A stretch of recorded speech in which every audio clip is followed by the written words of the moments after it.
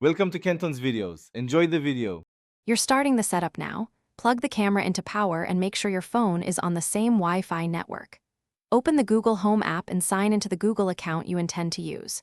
Once done, tap plus, choose Set up device, then New device. The app will search for local devices, grant location, Bluetooth, and camera permissions so discovery succeeds. Make sure your router's password is handy and that the camera's LED indicates readiness before proceeding. Now complete the pairing sequence. When the app finds your camera, either scan the on-device QR code or enter the setup code shown on screen.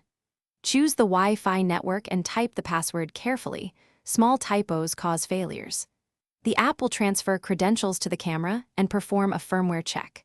When it asks, assign a clear name and place it in a room so voice control and routines work. Make sure firmware updates finish before testing live view to avoid interruptions. Finish by testing live view, motion alerts, and two-way talk to confirm audio and video quality. Enable notifications and customize activity zones or privacy settings to reduce false alerts.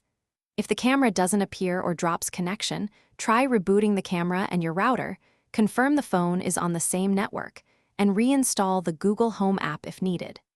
If pairing fails repeatedly, factory reset the camera and run the setup again. That usually clears persistent configuration errors. Thanks for watching. Consider subscribing if we helped you.